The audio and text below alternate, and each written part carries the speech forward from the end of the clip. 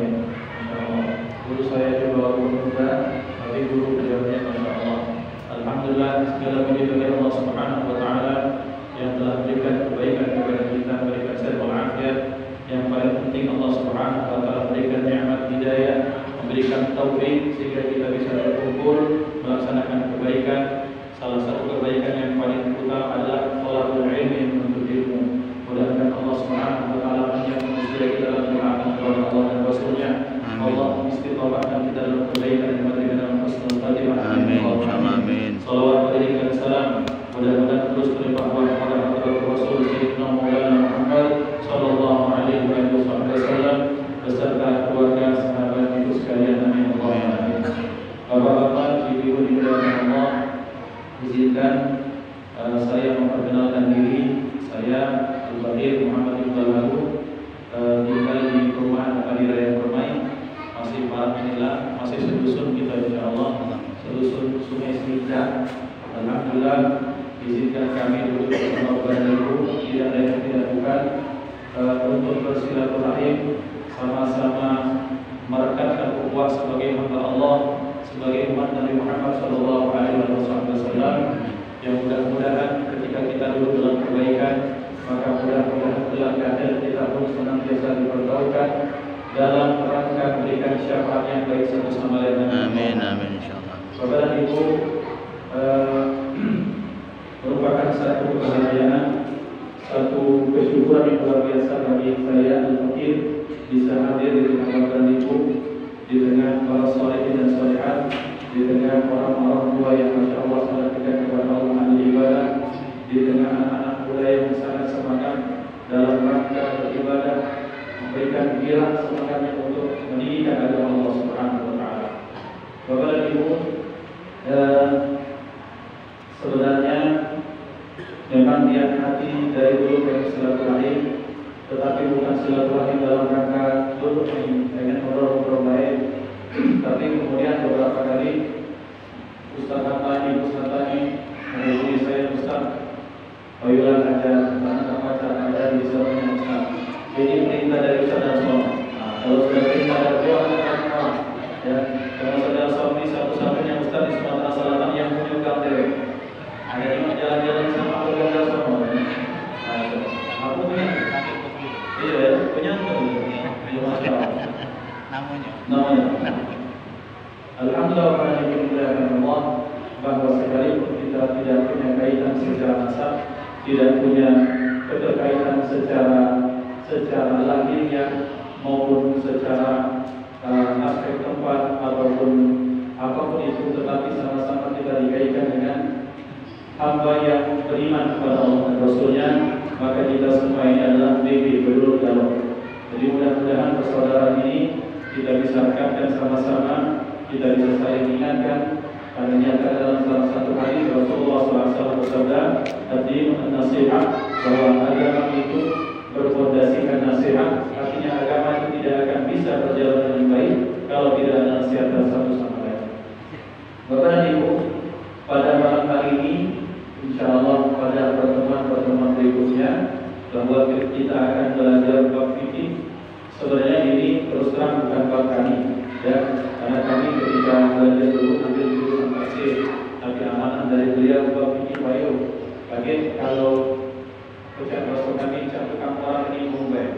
Kalau panjang ketat, kalau pendek, kalau sambung. Ya. Jadi kalau yang bengkok, kalau diluruskan, kalau yang salah, kalau diingatkan. Sama-sama kita dulu untuk sama-sama memperbaiki agama kita, karena sesungguhnya hanya inilah yang mampu kita persembahkan di hadapan Allah Subhanahu wa Ta'ala. Baik, kita awali dengan satu firman Allah Subhanahu wa Ta'ala, A'udzubillahi minasyaitonir rajim. Bismillahirrahmanirrahim. Allah berfirman dalam Al-Qur'an, "Wa tazawwadu fa inna khairaz zadi taqwa." Allah Subhanahu wa Ta'ala berfirman, "Mencarilah bekal kalian kepada Allah, dan sebaik-baik bekal adalah ketakwaan kepada Allah Subhanahu wa Ta'ala." Pada dalam rangka itu kita duduk di sini, saling mengingatkan dalam kebaikan, saling mengingatkan dalam ketakwaan, dan saling mengingatkan dalam rangka sama-sama supaya kita semua selamat di akhirat Allah Subhanahu wa Ta'ala. Karena berbicara tentang akhirat, maka akhirat merupakan satu perjalanan yang sangat panjang, satu masa di mana kita tidak tahu bakal bagaimana kita semua masing-masing. Jangankan untuk akhirat kita nanti, untuk esok kita makan apa pun tidak tahu. Kita tidak bisa memastikan. Apalagi bicara tentang alam barzakh, alam akhirat. Maka oleh karena itu, ketika kita bicara tentang akhirat, maka kita bicara tentang hari di mana kita memanen apa yang kita tanam selama hidupnya. Nah, karena akhirat adalah hari di mana kita memanen, berarti ada hari di mana kita menanam. Dan hari menanam itu adalah dunia yang kita sekarang. Maka Rasulullah SAW bersabda, "Ad-dunya mazra'atul akhirah," bahwa dunia ini merupakan sawah ladangnya akhirat. Apa itu sawah ladang? Sawah ladang artinya di mana kita bercocok tanam, apa yang kita tanam. Sekarang ini kita menanam benih apa? Kita pilihkan benih yang terbaik atau bukan. Kemudian kita berikan siraman yang baik atau bukan. Itu dipengaruhi sekarang. Maka kalau kita menjaganya dengan baik di dunia, maka kelak di akhirat kita akan menuai hasil yang baik insyaallah.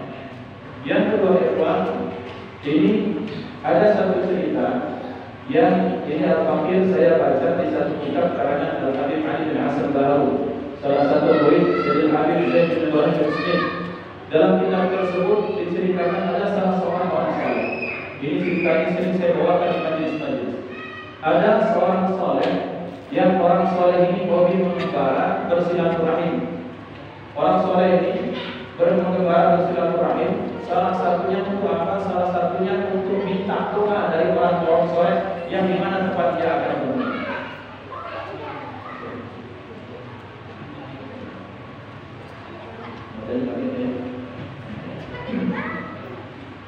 Ini beliau orang soleh ini ketika berangkat datang kepada satu kaum, dia temui sama orang soleh di situ. Ketika datang minta, "Wahai tolong doakan saya." Nah, ini merupakan satu perilaku yang bagus.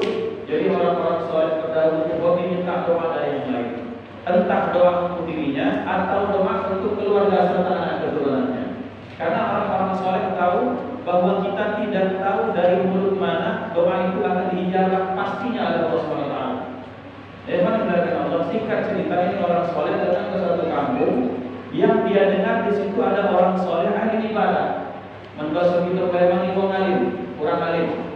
Alim bahasa kita Palemangi soleh di Jawa. Kalau orang alim di Jawa artinya ulama bahasa kita. Nah, ini orang soleh datang ke satu tempat, dia dengar di situ ada orang yang ahli ibadah, terkenal dengan ibadahnya, tirakannya, masya Allah luar biasa. Dia datang, kemudian di tempat tersebut dia temuilah bersilaturahim. Kemudian aku datang ke sini pengen silaturahim dan pengen minta doa. Ya, saya doakan. Tapi ketika tiba saatnya mereka berlanjut sholat, ini orang ini kan punya baju yang agak longgar yang kemudian kelihatan kalung. Jadi orang soleh yang didatangi tersebut ada kalung. Ini berdesak bos itu. Kok bisa laki-laki pakai kalung? Ketika ditanya, "Wahai saudaraku, ini ceritanya bagaimana ini? Kalau laki-laki pakai kalung, emang apa yang ada di tubuh?" "Oh, begini ceritanya." Ketika dibuka itu kalung, ternyata adalah kitab yang pertama, bahwa orang berhijrah dari lembah kemaksiatan kepada ketaatan itu tidak hanya mengandalkan perkhianatan, bahwa setan atau iblis beserta bala tentaranya tidak akan pernah ridho umat Nabi Muhammad SAW itu mereka lurus kepada jalan yang benar. Apa kata iblis? Manakala dia dijadikan makhluk yang terkutuk oleh Allah, dikutuk oleh Allah SWT, la uwiyannahu. Ya Allah, anzirni ila yaumil ba'tsun. Wahai Allah, panjangkan usiaku sampai hari kiamat kelak, kata iblis. Oke, kata Allah. Kemudian iblis menyatakan, "Ya Allah, bi'izzatika, demi kemuliaan-Mu ya Allah, akan aku belokkan mereka dari jalan yang benar. Akan aku datangi mereka dari kanan, kiri, depan dan belakang." Artinya apa? Artinya selama dia bernama anak Adam, maka mereka tidak akan pernah aman dari godaan iblis. Apakah dia orang awam? Apakah dia orang baru belajar? Apakah dia dari jahat menuju hijrah? Apakah dia orang soleh? Apakah dia ulama? Semuanya itu digeger oleh iblis dengan berikan bala tentaranya. Maka orang ini, karena ketika dia sudah merasa berhijrah, dia merasa benar, terus dia merasa bahwa dia membunuh tikus itu salah, sehingga dia merasa dengan cara mengajak tikus itu disertakan dalam ibadah itu satu kebaikan. Nah, disinilah mengapa kita butuhnya ilmu. Ternyata dengan ilmu itu ternyata terselamatkan amal kita dari sesuatu yang batal atau dari sesuatu yang memang dari awalnya tidak sah. Maka ya Pak, yang kedua, bahwa ternyata dalam beragama memang kita butuh aturan-aturan yang aturan tersebut bukan dibuat oleh manusia. Aturan tersebut adalah syariat yang memang dari awal yang Allah Subhanahu wa taala memberikan kepada manusia. Ya Tuhan, kita awali cara berpikir kita dalam beragama ini. Pertama, mari kita syukuri bahwa kita sebagai umat manusia, dijadikan manusia. Karena Allah menyatakan dalam Al-Quran bahwa sesungguhnya manusia, jenis manusia ini adalah makhluk yang dimuliakan Allah Subhanahu wa taala. Allah berfirman, "A'udzubillahi minasyaitonir rajim, wa laqad karramna bani Adam, wa hamalnahum fil barri wal bahri, wa razaqnahum minat thayyibat." Sungguh kata Allah, aku memuliakan anak-anak Adam. Jadi kita yang Adam, alhamdulillah. Artinya dari sekian banyak pilihan, dari malaikat, dari jin, dari setan, genderuwo, dari tumbuhan, dari hewan, maka kita dipilih manusia itu pilihan yang terbaik bagi kita. Mengapa Allah memuliakan kita? Karena memang Allah ingin menjadikan bumi ini makmur dengan khalifah yang bernama manusia. Karena manusia punya tugas yang sangat berat, maka manusia diberikan aturan-aturan supaya dia selamat. Aturan itu namanya Islam. Dan aturan tersebut bukan baru sekarang, bukan 1400 tahun yang lalu, tapi aturan tersebut sudah diawali dari zaman Nabi Adam alaihissalam. Tidak ada nabi dan rasul kecuali mereka semuanya itu dijadikan Allah itu sebagai hamba yang berserah diri. Dan berserah diri dalam bahasa Arab namanya perilakunya aslama yuslimu islaman. Maka dari Nabi Adam sampai Nabi Muhammad SAW agamanya Islam semua. Tetapi kemudian dalam sejarah para nabi dan rasul punya pengikut, ada pengikutnya yang lurus, ada pengikutnya yang bengkok-bengkok, bahkan ada yang jadi musuh jadi para nabi dan rasul, dan mereka itulah yang menyelewengkan. Maka muncul agama ini, agama itu, bikin agama lewat. Padahal seluruh nabi dan rasul semuanya Islam agamanya. Saya menjelaskan Allah. Ketika kita membangun asas yang pertama bahwa Allah sangat cinta dan sayang kepada kita, maka bentuk kasih sayang yang kedua Allah berikan kepada kita adalah Allah menjadikan akhirat surga sebagai kampung asli kita. Maka dalam hadis Allah menyatakan, beliau Rasulullah SAW bersabda, "Kun fid dunya ka'annaka al-gharibun aw 'abidu sabilin aw kama qala Rasul." Rasul bersabda yang mulia jauh seperti ini, jadikan dirimu selama di dunia seolah-olah engkau orang asing atau orang yang nyebrang jalan. Artinya adalah kalau orang asing atau dia perantau, maka sebenarnya kampung aslinya bukan kampung yang dia lalui. Dan kampung asli manusia adalah kampung di mana dulunya ayah kita dan ibu kita, Sayyidina Adam alaihissalam bersama Siti Hawa, itulah kampung asli kita. Berarti kampung asli kita adalah kampung akhirat, disebut sebagai ad-darul akhirah. Kemudian tempatnya bernama surga dengan segala jenis-jenisnya.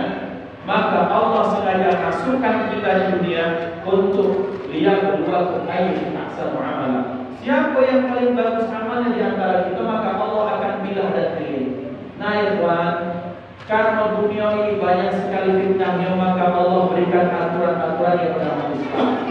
Dan Islam itu kemudian oleh ulama secara sederhana berdasarkan hadis yang terbuat dari hadis Arba'in dari Imam Nawawi, bahwa Islam itu dibangun atas 3 fondasi. Yang pertama akidah, yang kedua muamalah atau syariat, yang ketiga akhlak. Nah, pada konteks itulah berarti orang Islam 3 hal ini harus ada pada diri manusia. Akidahnya benar, kemudian ibadahnya benar, kemudian yang hidupnya juga baik. Tidak bisa dikatakan sebagai orang yang baik, dia tidak korupsi, dia zakat tiap tahun tapi tidak sholat. Tidak bisa dikatakan orang yang baik, dia sholat, dia puasa, dia zakat, akidahnya benar, tapi dia ribahkan sendiri. tiga komponen ini harus ada pada diri manusia. Nah ya Tuhan, karena poin 1 dan 3 tidak kita garis bawahi, kita akan garis bawahi poin kedua saja. Poin kedua ini adalah poin di mana kita akan membahas syariat. Ketika seseorang mendapatkan hidayah Allah Subhanahu wa taala, hidayah artinya di mana hati kita ini kan banyak rumus. Hati kita ini banyak terkunci. Dikatakan dalam salah satu hadis dalam kitab Ihya Ulumuddin dinyatakan bahwa sesungguhnya hati anak Adam itu seperti kaca air. Ketika kaca itu kemudian awalnya bersih, tiba-tiba ketika dia melakukan kemaksiatan, maka muncul noktah di kaca tersebut. Kemudian ketika dia apabila dia taubat kepada Allah, dia beristighfar taubat kepada Allah, itu kaca bening lagi. Tapi kalau numpuk satu noktah numpuk, kemudian debunya numpuk, kemudian beceknya numpuk, lama-lama itu kaca tertutup dengan jelaga hitam, sehingga dia tidak bisa melihat apa yang ada di sekelilingnya. Maka dimuliakan Allah Subhanahu wa taala, ketika hati tersebut tidak diperbaiki, ini bahaya. Nah, fungsinya adalah di dalam Islam, maka Allah Subhanahu wa taala mengajarkan kita untuk memperbaiki zahir dan batinnya manusia.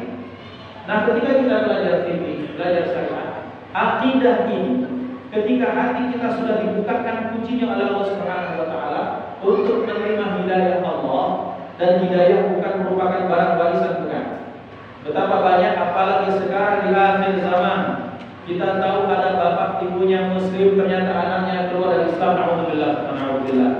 Tapi juga betapa banyak kabar gembira kita lihat di Indonesia, di belahan bumi manapun, di Eropa, di Amerika, betapa banyak orang-orang yang kembali kepada fitrahnya masuk Islam. Nah, Tuhan, nikmat ketika hati kita dijadikan tempat menerima cahaya Allah, yakin kepada Allah, itu namanya nikmat akidah yang benar, yaitu nikmat hidayah. Tetapi kepercayaan ini tidak cukup dengan habis begitu saja. Maka dalam kalimat syahadat tidak bisa syahadat seseorang itu diterima asyhadu an la ilaha illallah selesai. Harus ada wa asyhadu anna Muhammadan Rasulullah. Apa maknanya? Asyhadu an la ilaha illallah, aku berserah diri kepada ya Allah, aku mengakui bahwa Engkau adalah Tuhan, dan bentuk pengakuan tersebut harus dibuktikan. Harus dibuktikan. Ngaku sebagai muslim, kata pembuktian dan terima kata Allah. Maka perlambangan syahadat kita wa asyhadu anna Muhammadar Rasulullah, artinya ya Allah, aku menerima setelah berserah diri kepadamu, aku mengakui Kau sebagai Tuhanku, maka aku menerima apapun syariat yang Engkau titipkan kepada Nabi Muhammad sallallahu alaihi wasallam. Ini saya dapat cerita dari Ustaz Dari Sulaiman, dan kita menyampaikan kajian beliau. Beliau menyatakan punya teman orang Yahudi yang akrab dulu bisnisnya beliau. Ini teman Yahudi sudah katanya, dari saya siap untuk baca syahadat asyhadu an la ilaha illallah, tapi saya tidak mau asyhadu Muhammad Rasulullah. Udah baca kata beliau. Karena tidak cukup dengan qaul la ilaha illallah, tidak bisa. Harus dilakukan dengan wa asyhadu anna Muhammad Rasulullah. Artinya keimanan seseorang harus diejawantahkan dalam tindak yang nyata. Penterjemahan akidah dalam ibadah itu namanya syariat. Saya Pak, di awalnya Al-Quran itu Allah berikan kepada Nabi Muhammad SAW, dan saat itu ilmu fikih itu belum ada. Pertanyaannya Pak, ini supaya menjawab mungkin kerancuan berpikir sebagian pihak bahwa kita ini harus kembali kepada Allah dan Rasulnya, kembali pada sunnah Rasulullah. Ini akan terjawabkan dengan penjelasan bahwa di zaman dahulu kitab hadis itu belum ada, ilmu tajwid belum ada, bahkan huruf Al-Quran seperti yang tertampal di kaligrafi itu belum ada, apalagi HP yang ada Quran itu belum ada. Zaman dahulu Al-Quran yang menjelaskan segala sesuatu dari A sampai Z, yang sifatnya masih mujmal, yang masih global, itu diterjemahkan dalam bentuk perilaku maupun ucapan Nabi Muhammad sallallahu alaihi wasallam. Di dalam Al-Quran kita tidak akan menemukan berapa jumlah rakaat di dalam sholat zuhur. Di dalam Al-Quran kita tidak akan temukan berapa jumlah rakaat dalam sholat maghrib. Yang kita temukan Allah menyatakan wa aqimus sholata wa atuz zakat, itu kan. Tapi perilaku menjalankan sholat berapa rakaat, kapan waktunya, batasan-batasannya, kapan boleh dilakukan, kapan waktunya, itu Rasulullah menjelaskan. Maka saat itu para sahabat tidak butuh berbagai ilmu lain karena langsung bertanya kepada Nabi Muhammad SAW. Tapi permasalahannya adalah karena kita ini jauh dengan Nabi Muhammad secara zaman, kita jauh tak mengenal para sahabat, maka kita butuh rumusan-rumusan yang ketika hadis tersebut ketika dibacakan saya gini Pak, kan ada penjelasan hadis bahwa Rasulullah meletakkan tangan di atas dada. Dan bagi orang yang memahami kata dada dalam bahasa Indonesia dan berbunyi, maka langsung nafsirkan Allah Akbar, langsung dada bersedekahnya. Apakah salah? Belum tentu salah. Tetapi yang salah adalah dia langsung mengambil kesimpulan dengan membaca hadis bahwa kesimpulan seperti itu yang salah. Karena mengapa? Karena Al-Quran dan hadis itu sifatnya masih mentah. Maka dibutuhkan sesuatu ketika itu dijelaskan kita tahu, oh ini ternyata maksudnya ini, ternyata ini maksudnya ini. Maka dibutuhkanlah rumusan-rumusan ketika Allah memerintahkan wa aqimus sholata wa atuz zakat, tunaikanlah salat, dirikan salat, tunaikan zakat. Ini perintahnya wajib atau sunnah sih? Maka kemudian para ulama lah yang kemudian menjelaskan kepada kita apa dalil dari segala keragaman beribadah tersebut. Kemudian ini dirumuskan dan rumusan tersebut yang bernama ilmu usul fikih. Pernah pada satu saat seorang sahabat bertanya, ya Rasulullah, mana mau haji? Apakah wajib ya Rasulullah yang tahu? Beliau ya. Ditanya lagi, ya Rasulullah, apakah haji wajib yang tahu? Beliau ya. Sampai 3 kali kemudian beliau jawab, kalau aku jawab iya, aku takut haji itu akan diwajibkan jadi setiap tahun. Alhamdulillah Rasul tidak menjawab. Berarti kalau kita sudah haji itu, jangankan tiap tahun sekali belum tentu pacar, kira-kira seperti itu. Kalau Rasulullah iya akan niscaya wajib akan setiap tahun untuk melaksanakan ibadah haji, maka disitulah dipahami bahwa haji itu cuma sekali saja dalam seumur hidup. Selebihnya hukumnya sunnah. Nah, yang mengatakan Allah, rumusan-rumusan seperti ini para ulama dan baca kita ngambil kesimpulan langsung dari Quran. Baca buka kitab, menceritakan bahasa Arab, belajar bahasa Arab 3 tahun, langsung ambil kesimpulan karena Nabi SAW. Oh ini maknanya, tidak baca. Mengapa? Karena Al-Quran itu sifatnya mentah, bukan Al-Quran yang mentah, pemahaman kita terhadap Al-Quran yang mentah. Kemudian hadis itu masih butuh penjelasan, maka kita butuh para ulama yang menjelaskan. Mengapa para ulama? Karena ulama adalah badan lembaga yang punya otoritas untuk menjelaskan, untuk memberikan pensyarahan, penjelasan terhadap apa yang dijelaskan dalam Al-Quran maupun hadis Nabi Muhammad SAW. Jadi kita ini belum masuk ke fikih, masuk ke madkhalnya dulu, masuk ke pintu gerbangnya dulu supaya tidak salah kata. Ustaz, kita ini harus kembali kepada sunnah. Fikih itu pakai ilmu sunnah. Apa sunnah? Ma'udifa ila Nabi.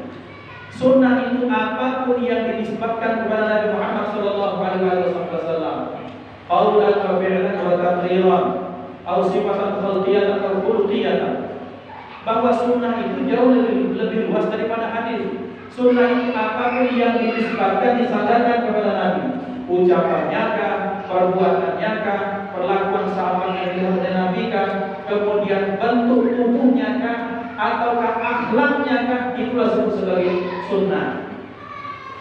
Nah ya Tuhan, sunnah itu tidak baca kita langsung serta-merta dilakukan terus serta-merta kalau harus seperti itu. Contoh ini, ini bagi jubahnya, jubah putih. Sunnah, mudah-mudahan sunnah. Insya Allah sunnah kita itu.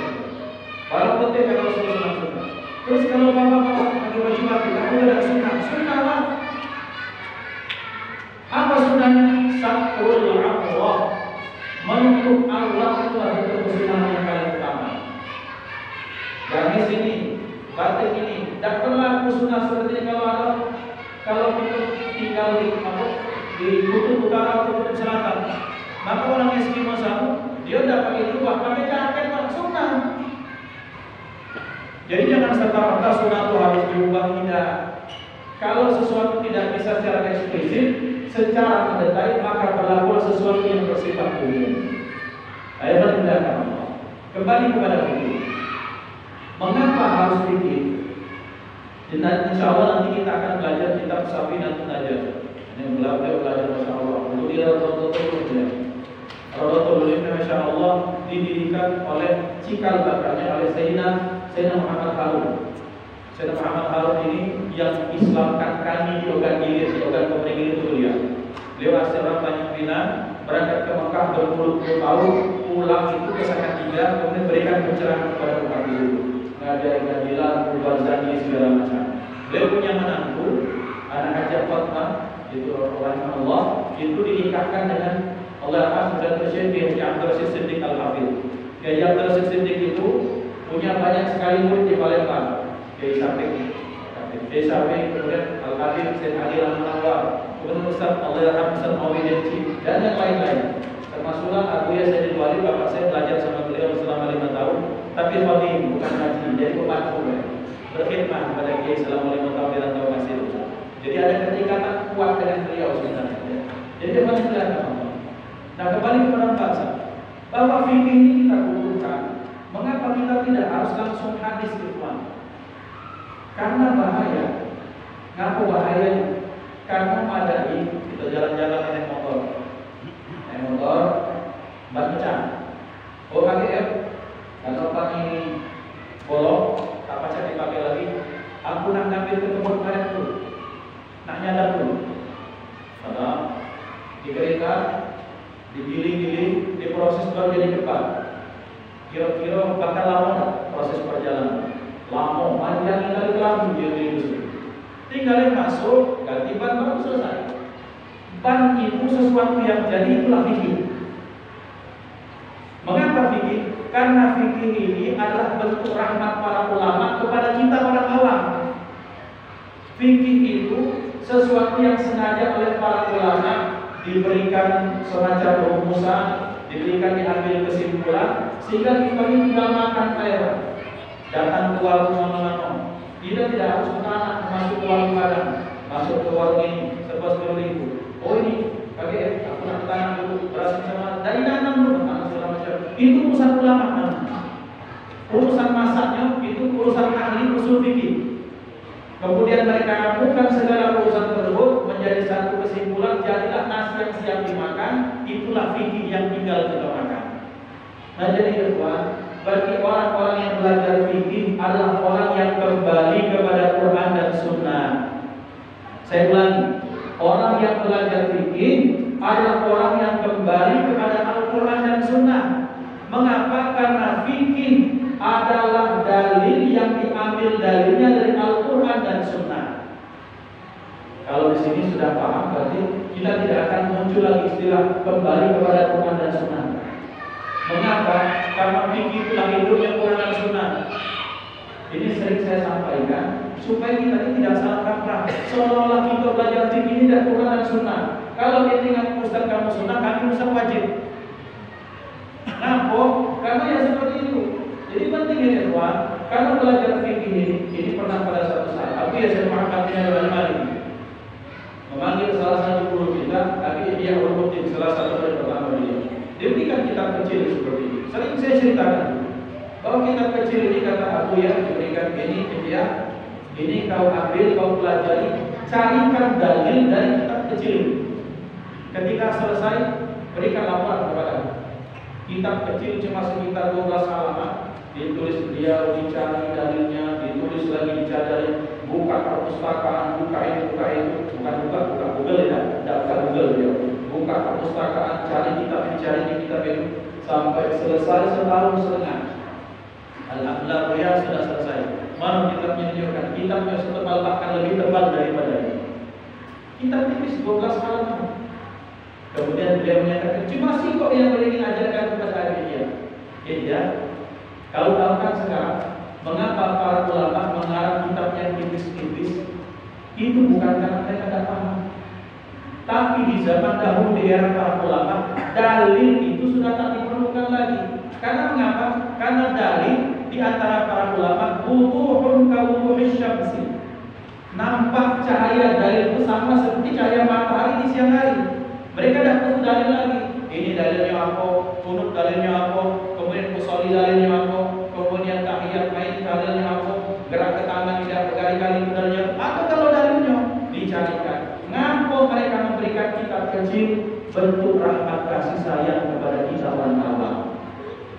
Kalau kita tak jadi dalil Pak, sama kita dengan ucapan tadi, oh kakek itu pernah ke kebun karet belum nyadar, sudah nyadar kering lagi. Itu proses para ulama, mereka belajar nahwu, belajar sholat, belajar besar, hafal Quran, hafal hadis, hafal ini, membedakan hadis ini bagaimana urutannya seperti ini, kemudian mencari kaidah usul fikihnya panjang Pak, kelamuan, tak sempat kita nak gojek lagi, tak sempat kita nak jahit.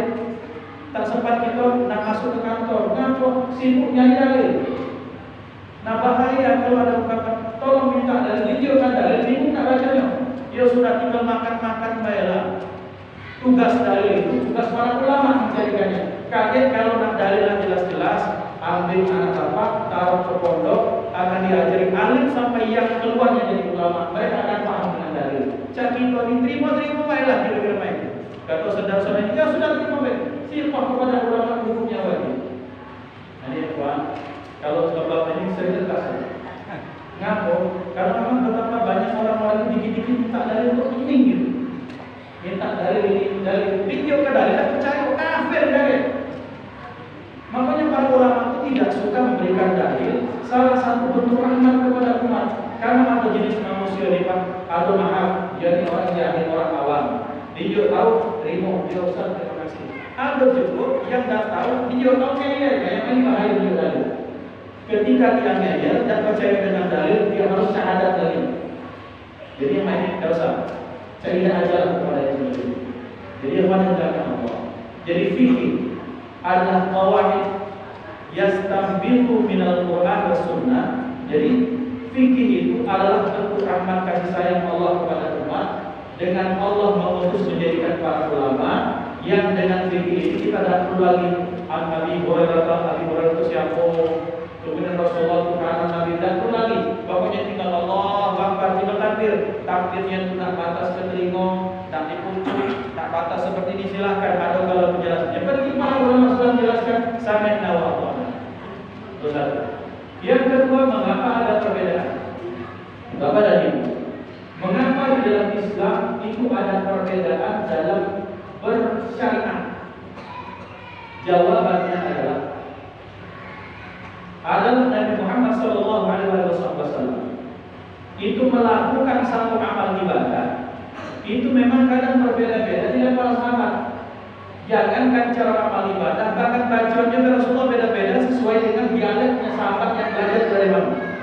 Dari mana nih sahabat orang? Dari waktu wal laili idza sajad ma wadda'aka rabbuka wa ma qala wa la akhiratu khairul laka minal ula.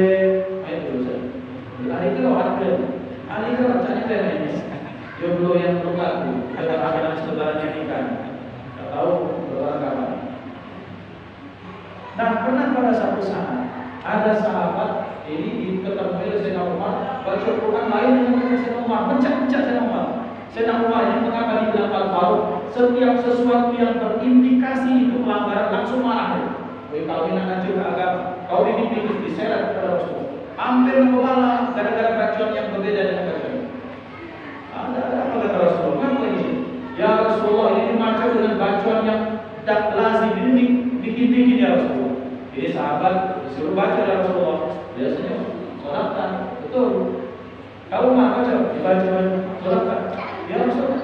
Ente Anda kan benarkan bacaan di sahabat. Kemudian saya membaca, Anda juga benarkan bacaan saya. Bagaimana beliau menyatakan? dikatakan inna unzilal Quran ala sab'ati ahruf. Al-Quran ini diturunkan dalam 7 dialek. Maka kaget apa ya kalau kita di Palestina ada orang bacanya Qalun, ada bacanya Warash, ada bacanya Muhammad. Itu aspek baca nyonder untuk sholat. Berangkat kita ke Maroko, Allahu Akbar. Tangannya main. Nah, artinya apa? Ternyata beda dengan gitu. Allahu Akbar ada di bawah pusat.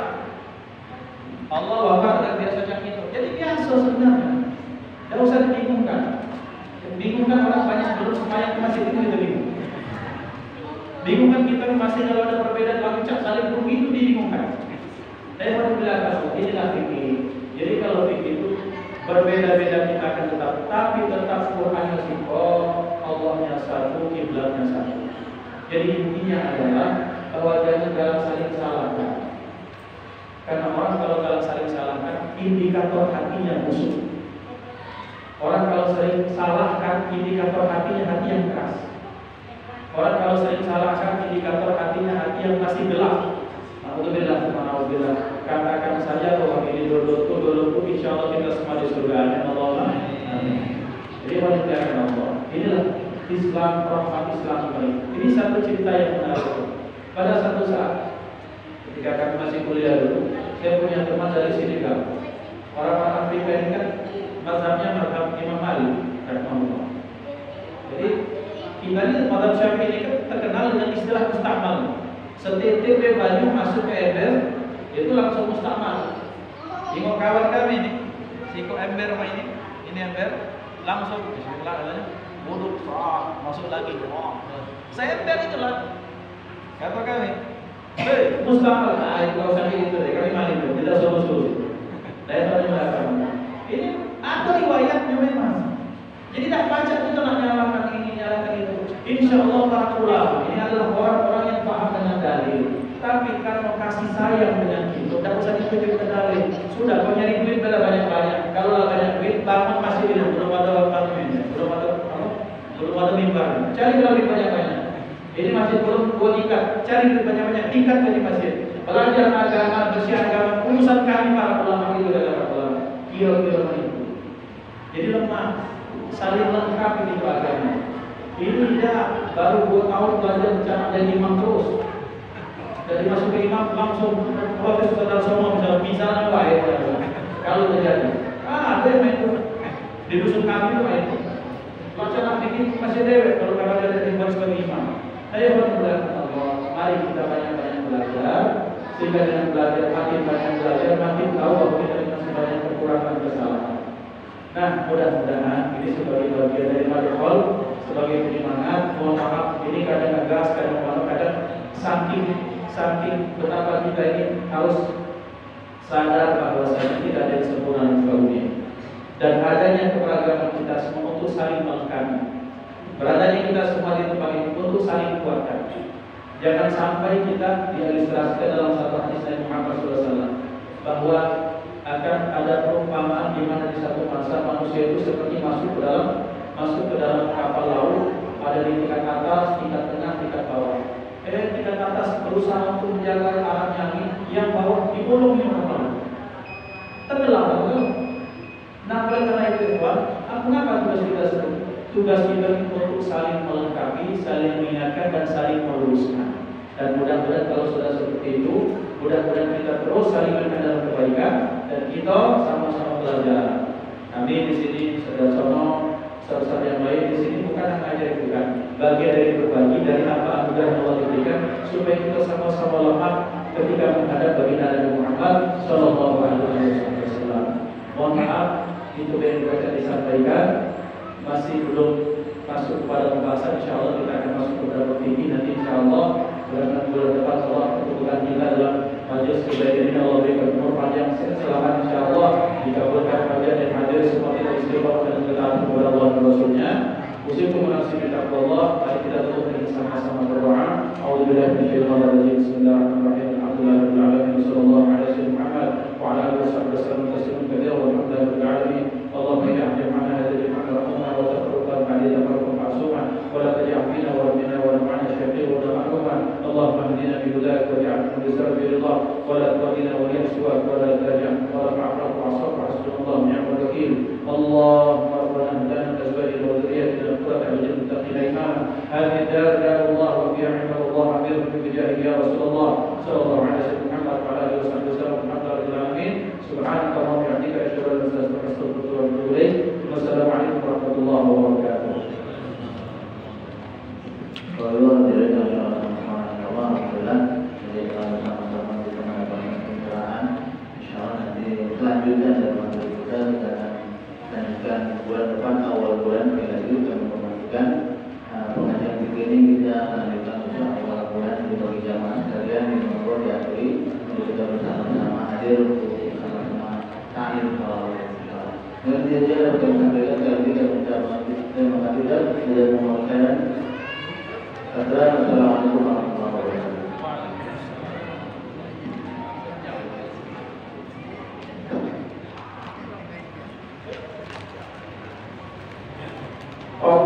Allahu Akbar.